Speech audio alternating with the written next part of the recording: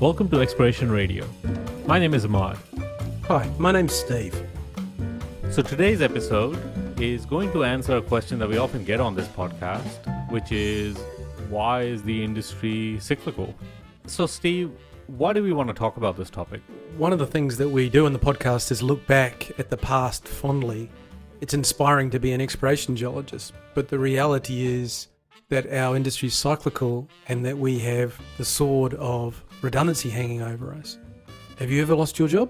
Yeah, I think most geologists will say that they've been made redundant at least once, if they're lucky once, probably more times. So I think there's a general feeling in the industry that you will lose your job, even if you're good at what you do. I've also lost my job.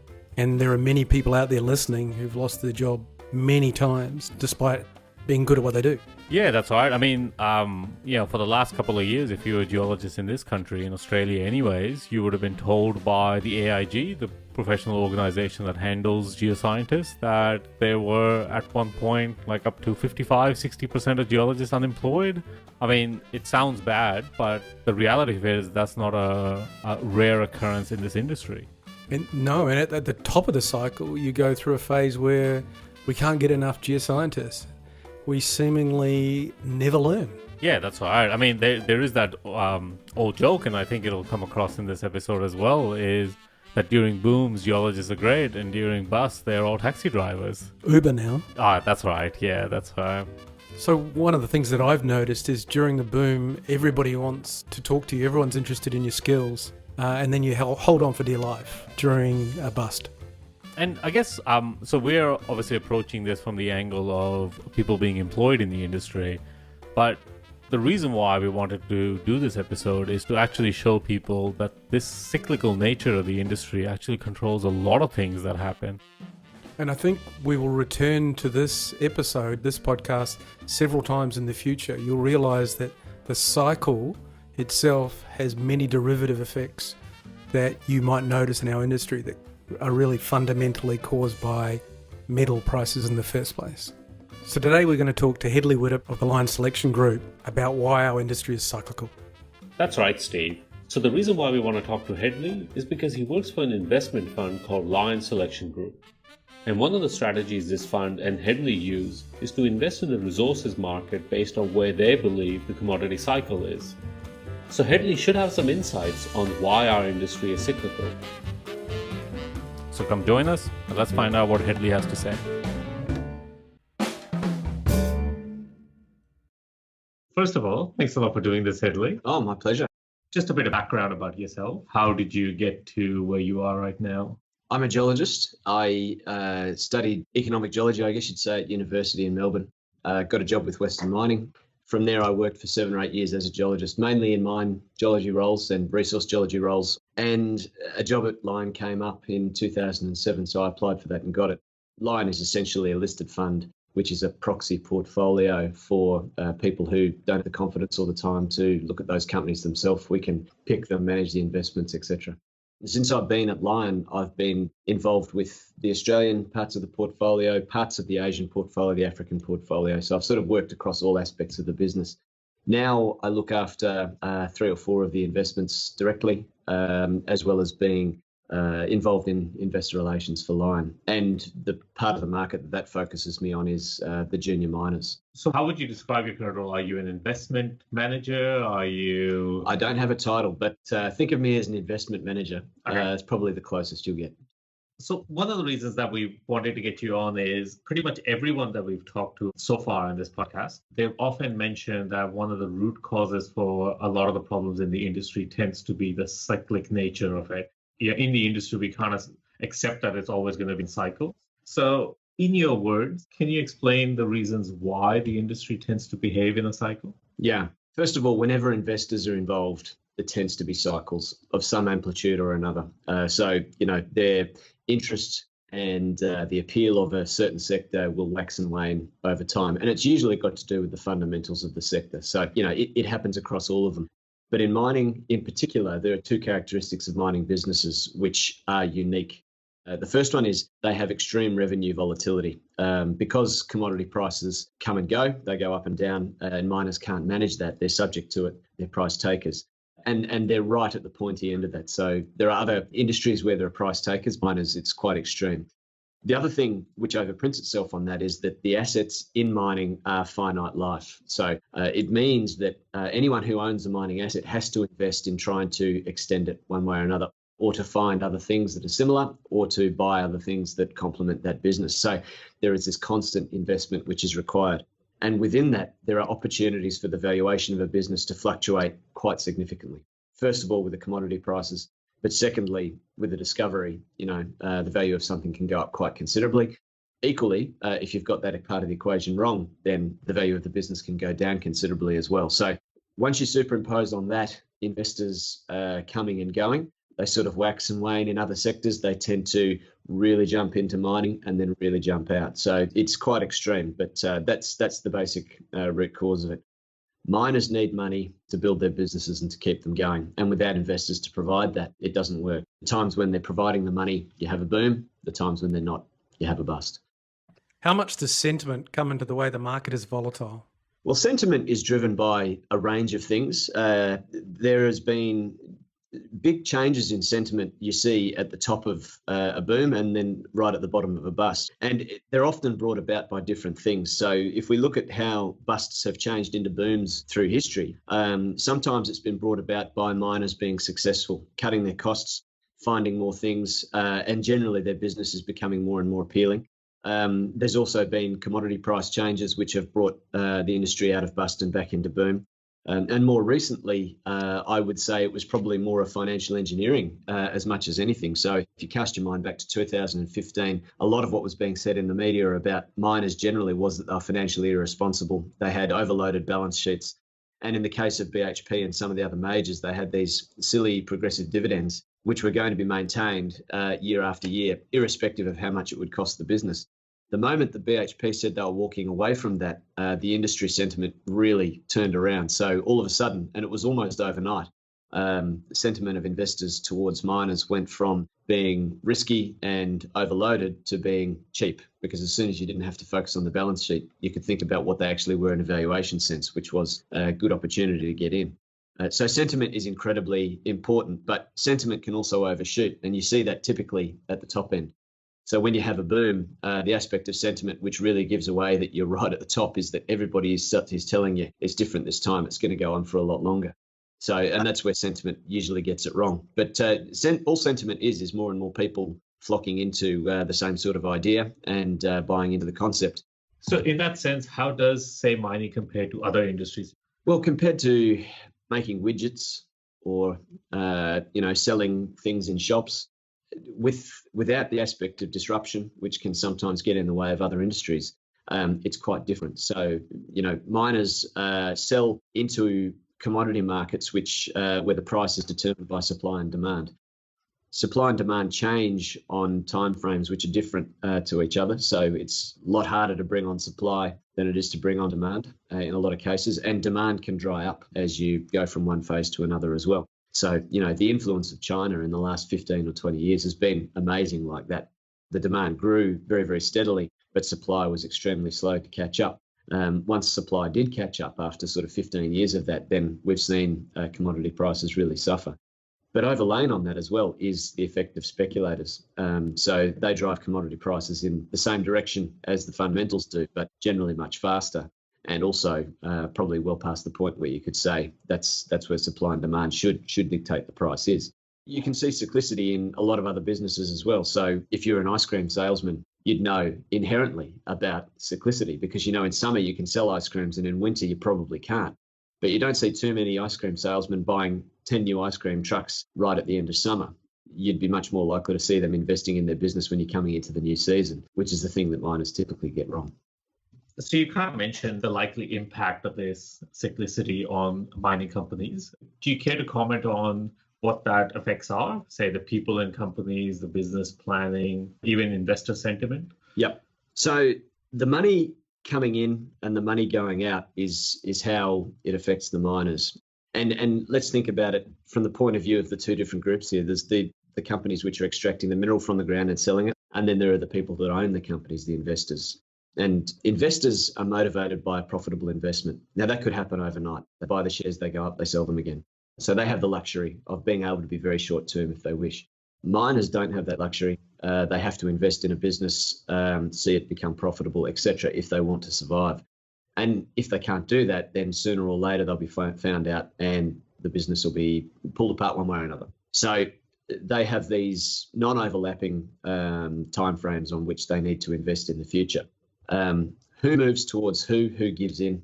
Typically, the money doesn't give in. So the investors are the ones who tend to carry the day, and they influence the miners' mentality quite significantly. So how this influences the miners is when you're in the early stages of a boom, typically the bust is still very fresh in their minds and survival is what's on their minds, making themselves more profitable, particularly on a cash basis. As you get further along and the concept that you can make more money from producing more of a commodity starts to infect the mindset of both the investors and then also the miners, and they say, well, let's get bigger. So growth becomes order of the day as you go through the mid-boom and then particularly the late boom. It's all about growth. It's like, don't worry about what cost is. Let's just get more of this on a ship. And I'm generalizing. Then as you go into bust, generally all those things unwind and it's about survival. So capital costs get kicked down the road, operating costs get slashed. And so we know what the effect is on people of that. Typically, the best time to be losing your job is during a bust, and the best time to be finding a new one is during a boom. In terms of the business cycle, then this has an overprinting effect as well, because as you stop expanding and as you slow down production perhaps, or stop replacing production, then it affects supply and demand. I think generally speaking, then the long-term effect of that, of how growth affects the industry and companies wanting to grow, is that you end up with bigger and bigger companies. The larger miners now have tended to be run by non-mining people or a predominance of non-mining people on the excos and the boards, which I think is a major concern. Okay. We back miners to be miners, not to be anything else. And it's hard to think that they could be specialists in their field without having specialist people running the business. And then, I think you probably have a cultural effect in the bigger miners as well. So contrast ourselves to 20 years ago when the biggest miners in the world were about the same size as some of our mid-tiers now and had a much shallower management structure. The ability to deploy capital into the best possible areas dictated by their understanding of the business was much more prevalent. Where we find ourselves now is that the big companies are probably more able to grow through acquisition than they are through any form of investment in their own business, except extracting efficiencies and things like that. So that has changed mining, I think, quite significantly. Ahmed and I are both exploration geologists. Exploration is one of the areas strongly affected by the cycle because it's longer term growth. Yeah. So do you think the change in big company attitude to exploration is having a long-term effect on the stability of exploration? I do. Yeah, I do. And there's several ways, but one of the phenomenon which I wonder about, so, it's hard to cast this in concrete as an answer, right? But you look at how much exploration has been done and by who, just basic size of company, and I'm referring to data like that you see from Richard Shoddy, who's a bit of a doyen on that kind of stuff. Exploration spend has shifted from the larger companies to the medium-sized to junior companies over the scale of about 15 or 20 years. And I wonder if that has got as much to do with the larger companies having enough deposits in their portfolio and not enough in terms of targets to move their dial, so that they tend to move more towards investing in companies in a mergers and acquisition sense.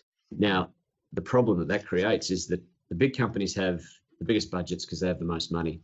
And they also, you would presume, because they have the most projects and ground, they would also have the most targets. But they have a bigger distance now between the chief geologist, who is running a program and making the decisions in an exploration technical sense, and the person who runs the company and dishes out the budget. In more of a mid-tier company, that distance is shorter. And in fact, it's probably a direct report or a right-hand relationship rather than being 2 or 3 orders removed. In an organizational structure. In an org structure, yeah. So there is a much different level of trust and relationship between the people in the mid-tiers and in the juniors in terms of making exploration decisions and investing for the future. Where that starts to manifest in who can spend and when, I think, is that the juniors just typically don't have enough money to be able to commit to a 3 or 4 year budget. The mid-tiers do, and that's what we're seeing them start to do, although, Steve, you probably have a far better idea of this than I do. The level of trust and the dollars which are available within these companies to commit themselves to exploration themes is much more than what I think the majors are able to do, because they're caught up on managing things in a different way. There's much more of an investment bank mentality, I would say, that manages those big miners. The medium tiers still are miners and still do all the classic disciplines well, and the juniors are usually funding constrained. So yes, Steve, I definitely think it has an effect and has done over that period of time. I work for a mid-tier and I choose them deliberately because exploration is still fundamentally important to their business. One of the pieces of advice I got from Roy Woodall many years ago was always join someone where exploration meant something at exco or board level. I think that's very good advice. Roy understood the industry very well. And look, I think we all know that if you don't explore, you don't find. And if you don't find, you don't mine. And it is no one's moral responsibility within mining to be exploring. But if it stops, then you know what the answer is. You'll run out of ore sooner or later just about everywhere. So I'm certainly not saying that the majors need to be doing more there, but I'm saying they're culturally probably less able to. And what you said, Steve, confirms what I think, which is that the mid-tiers are probably much more of the growth engine of the sector now, in that they're capable of making quick decisions or much quicker decisions and focusing that into the areas where the investment will mean the most, and exploration will be one of those areas. So just keep that going. One of the things I've noticed is a lot of the mid-tiers are swallowed at the top of the cycle. Yeah. The mid-tiers of each new cycle are people who emerge from the junior level through discoveries. One of the problems we face is at the beginning of each cycle is that we have to start again, building the culture of long-term growth. Most of these mid-tiers are new each cycle. They're essentially facing long-term cyclicity for the first time. I think you've been reading my private diary, Steve, but that's my thought exactly. And over 15 or 20 years, I mean, we've seen a great deal of the Australian mid-tier landscape swallowed up. And some of those companies had really led the way in a number of exploration fronts, etc. And them having gone into some of the bigger companies, not only has their activity stopped, but a lot of the people who were championing exploration efforts within those have found themselves isolated and have either left the industry or gone to a position where they can't be nearly as influential over a budget as what they used to be. And I think what that means is that some of the science has been sequestered and or lost, which is a great shame, because it's an iterative business, exploration. You need to think of it from a scientific point of view, and you also need to think of it from an investment point of view. And if you adopt only one of those, then you won't get it right. So without the science, you don't have much of a chance. And with a lot of that science having been pushed into places where it's inaccessible, it's a really great shame.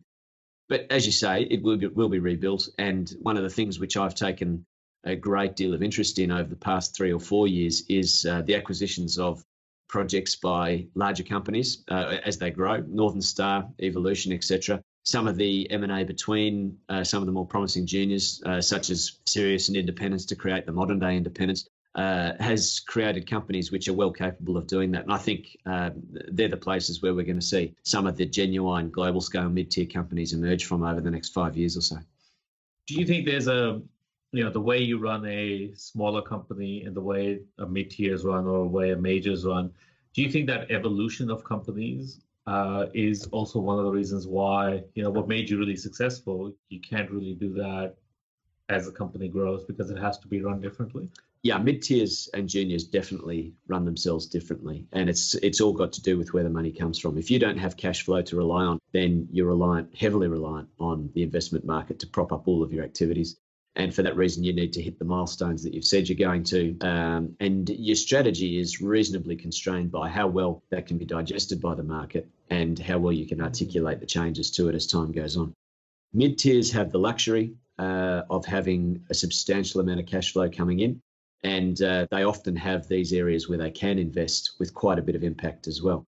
And then, look, all businesses and enterprises get to a level, it doesn't matter what you do, where you can't generate the same explosive return on your investment as you used to be able to, because you've got to the stage where you've got so much cash and the business value is so large that in order to make more than just a splash on that, you have to be doing something quite large and unusual. Companies like Amazon in the retail space are very unusual in that regard, in that every time they break into a market, they make another big difference to their business. So they've grown faster and to a greater extent than just about any other company in history. In mining, I mean, just have a think about the kinds of things which BHP could do to double their valuation.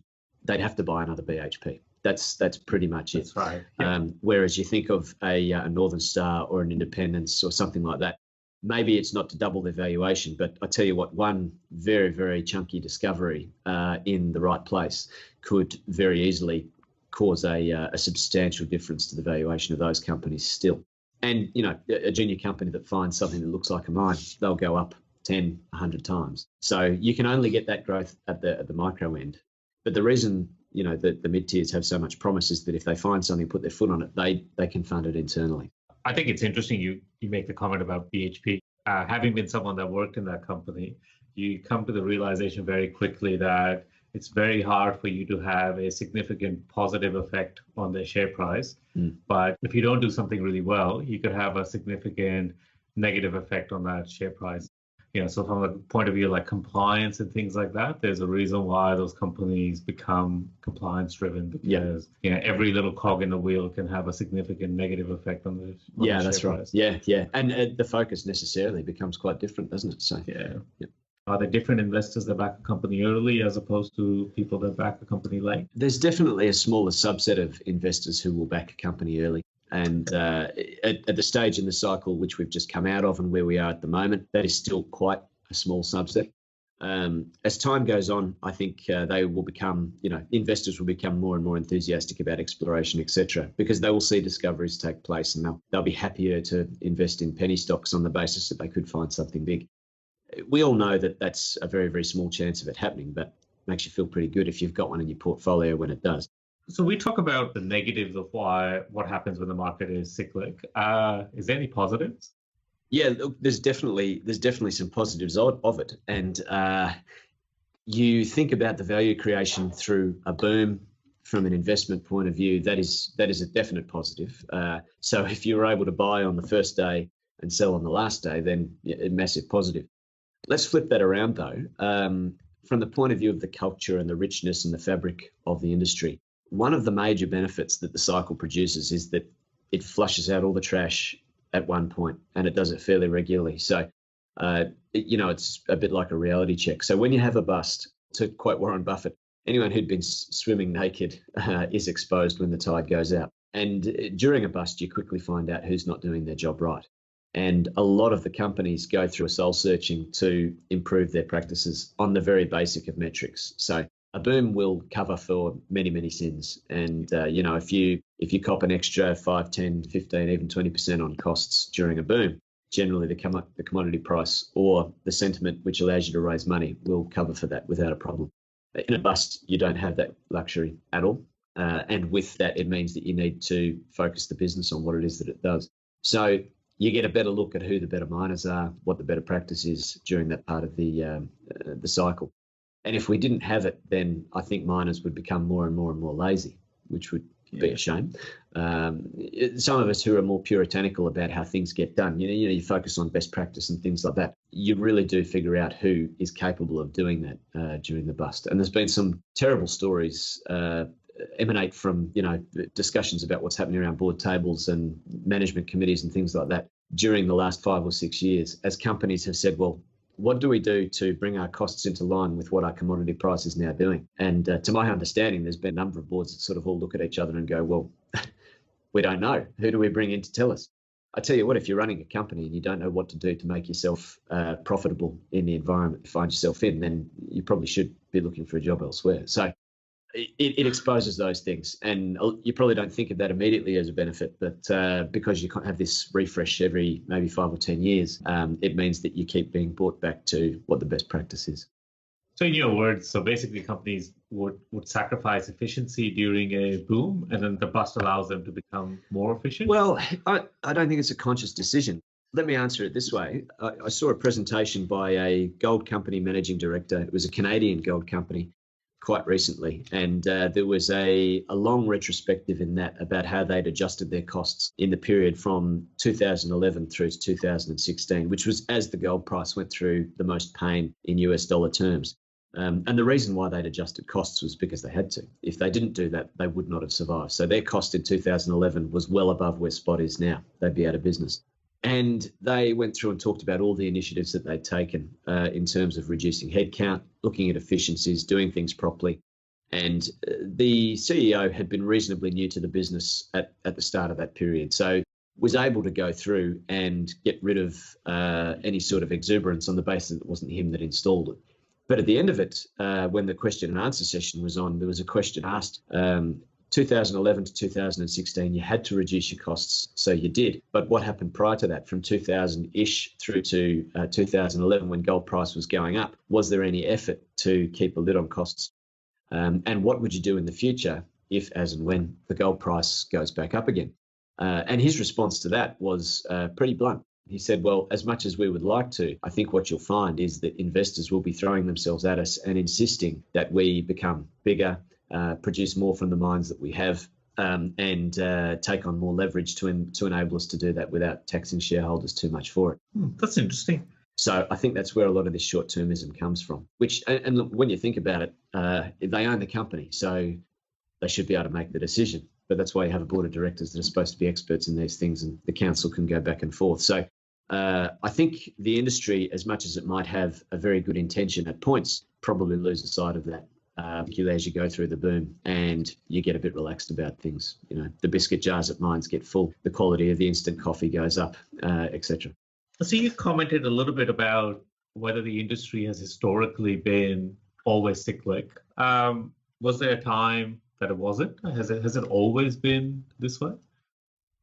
Looking at the period of data where you can assess cyclicity, you have about 50 years of share price data, etc., which is readily accessible, and you could say is representative. And within that, yes, there has always been cycles. Going back further than that, with general market data, we know that financial markets have always been reasonably cyclical, whilst they've been in any way, had a number of investors involved. So I think it's fair to say that in the modern financial market, yes, mining has always been cyclical. And for that reason, I think it probably always will be as well. So we often talk about whether or not this is something that you can overcome. Can you smooth it out?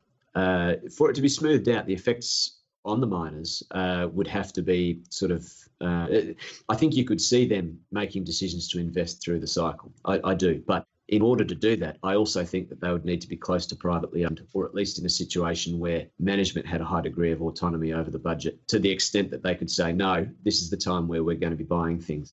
And that is an incredibly brave thing to do for any management team, because, we all thought we were at the bottom in 2013. We had 2 more years to go, and 14 and 15 were horrible years. So, imagine making those decisions then if you weren't quite sure that you could make money out of those businesses, even if things got worse.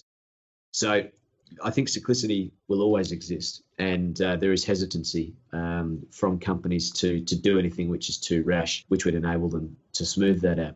The other thing is, remember, we've still got finite mine lives, and we've still got commodity prices which will be tradable in the open market and volatile for that reason. So it's hard to think that without removing the drivers of cyclicity that it could ever not be. So that market sentiment, you think, will almost always drive the industry? As long as an investor can make money on the copper price changing by buying a copper miners share, and as long as someone who's an exploration bug can buy 5 different gold explorers shares in order to try and expose themselves to the value uplift of a discovery, then there will be cyclicity from the investors in the mining market. One of the things that I quite often get asked is, what is the future of geoscience, and how does the cyclicity affect geology in particular? Exploration geologists feel the brunt of the cyclicity, probably more than anyone else. As a discipline, one of our main outputs is the mining industry. The universities that produce us are businesses in their own right. They are trying to understand the cyclicity. They get punished during the bust periods in terms of bums on seats. So do you think geology is badly affected by the cycles? Well, it seems to produce a lot of taxi drivers every 5 or 10 years. So, yeah, I think the profession is definitely affected. When I started studying in 1997, there was about 50 ads for geologists in the weekend paper, which I saw, and I thought, well, it's great to be studying geology because there's plenty of jobs around. By the time I finished in 2000, there was no geology job ads in the paper, and I was extremely lucky to get a job. 1 year, the industry is taking on sort of, I would say, probably between 50 and 100 graduates, and then only 3 or 4 years later, they're taking on close to 0. There's a huge swing in that, and what that means for skills going through as well. I mean, if I was still a geologist, I would be amongst the very few who had between 14 and 16 years experience.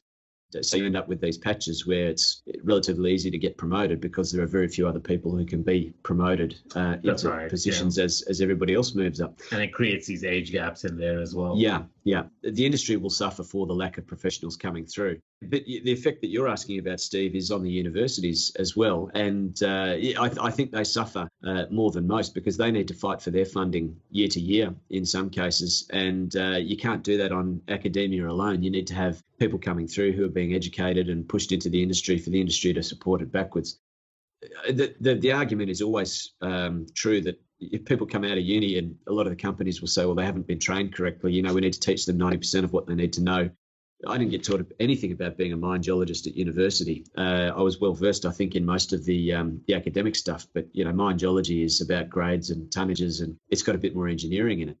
There's a big interaction that could take place there, which would not only smooth out the skills requirement, but could have a lot to do with making sure that there are still people coming through the system when the industry is not as profitable as it would like to be. There have been some great examples of industry supporting institutions in a couple of specific cases. There's some in Queensland, some in Tasmania, some in Western Australia, which very well, or have been at least, industry supported. And I think that's an area where the industry could certainly learn from its own history. One of the themes this season is innovation and how we are preparing for exploration and mining in the future. The short cycles make it hard to make a business case for trying to improve exploration. We run out of funding long before we get a chance to act on change. I agree with your sentiment entirely. It's, the business cycle itself usually gets to a point where it will embrace investment in innovation when it's almost too late because the cycle is almost finished. And then as you go into the bust, all of the good work which was started either gets forgotten or at least put into a back cupboard for a while. And I see it across all forms of innovation in the sector too, though, Steve. It's not just the geosciences, although I think the geosciences and their applicability to exploration in particular have a longer time frame of development than quite a few of the other things. And because they don't generally impact on profitability or operations costs, etc., on a short-term basis, they can be quite difficult to justify. I mean, innovation needs runs on the board generally in order for it to be widely adopted. An exploration technique can be wonderful, particularly in theory, but it will probably face a lot of hesitancy until it's been shown to discover something. And even then, unfortunately, with exploration techniques, it's usually the person who's applying it which has added the brilliance to it rather than just the technique. I think it's something which the industry is probably always going to struggle with. And it could be that with the bigger companies that we've got now, they are much more capable of supporting that kind of research over a longer period of time. They're certainly showing, I think, some aptitude towards that. And I think some of them have recognised that their ability to explore in their own right is extremely limited unless they find themselves better techniques which can be used over periods of time to delineate targets, perhaps even delineate resources with lesser use of people or with better use of computing power. So that might be an area where the bigger end of town contributes to exploration a bit more so than just boots on the ground and putting drill holes in. That might be a trend for the future. I guess that's where I was trying to take the comment. Traditionally, it's the mid-tiers who do a lot of the exploration, but the mid-tiers get swallowed. So it's the juniors now who do more of the heavy lifting. Yeah.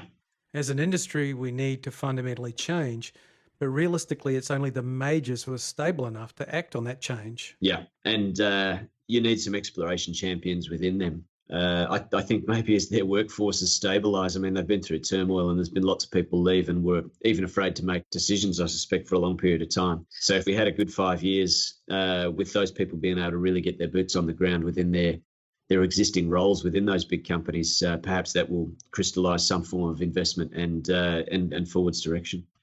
So you obviously work for a company right now that uses the cyclicity of the market as an investment strategy. Mm-hmm. Do you care to comment a little bit about how you do it without giving your trade secrets away? Oh, look, I don't fear anybody else knowing about this. When you know that something is cyclical, you can expect it. Human nature makes it very difficult to predict turning points. People are much more likely to extrapolate a future trend than they are to think that something is about to turn. So you have to constantly remind yourself of that and be a little bit disciplined. But as the cycle evolves, certain behaviours tend to take place. So after the bust and everything's gone out the door, you start to see money creeping back into the industry. You know, the early adopters, and it's small volumes, but it finds its way into certain areas. There are behaviours in terms of mergers and acquisitions by some of the medium to larger companies, which you can also observe, and what they're spending, whether it's their paper or their cash, will give you a sense of where you are. And then, you start to see more and more investors become aware. You see the IPO market open up, exploration spend starts to kick up. And then towards the end of the cycle, of course, you see some of the bigger deals, the really big things starting to happen. And it caught a lot of people by surprise. But when Glencore listed in 2011, that was the biggest mining IPO ever. It was about $11 billion US, which was raised to list that company. And that was within a month of the peak of all of the global major mining indices. Now, I don't think there's any mysterious coincidence about that at all. Buyer's remorse kicks in and a lot of money comes out of the market, which has just been freshly put in. And before you know it, you've got a new trend. The big deals mark the top. Everybody thinking that it'll go on forever marks the top. And, I think you know what the bottom looks like because we've just gone through it. It's pretty miserable, but it's generally preceded by capitulation where people just go, stuff it, I'm never investing in this ever again. And as soon as they say that, that's the signal that you'll start to see new growth in the industry. And, as an investment tool, you try to buy when things are cheap with one eye on how long it's going to take them to evolve and then to sell them when you get to the top of the market. And if you could do that every single time, it would be wonderful. It's a lot harder to say than it is to do because you also need to superimpose on that the evolution of an individual company or a situation as well. So if you're a mining company, a lot of the things that you're talking about are quite readily available for people to put together. So is there an impediment to why mining companies don't act in this way in business planning? Well, listen to the rhetoric that they use. I think they are probably as susceptible as investors are to particularly the peak conditions. But some of their behaviours, and it's selective, will start to give away that you're coming out of a bust as well. So, companies which had bucked the trend recently, Independence making a large acquisition of Sirius, said, we believe in that asset, we believe in that company, and we want to have it so that we can build that through the cycle. Northern Star and Evolution, buying operating gold mines from some of the global majors, said the same thing. We have confidence in the future. We believe we can get cash flow from this and make them last longer. So there are signals from them where there is the aptitude to be doing something which is perhaps counter-cyclical, or perhaps it's just taking advantage of what you see. And the symptom is that things are so cheap that these guys just can't help themselves but to try and acquire it. Whether it's conscious or subconscious, I'm not sure. The other thing to think about, though, is that in historic cycles, some of the global majors who have the lowest costs and the best cash flows and the best balance sheets, historically speaking, were able to take advantage of when there was blood on the floor and they could buy assets cheap.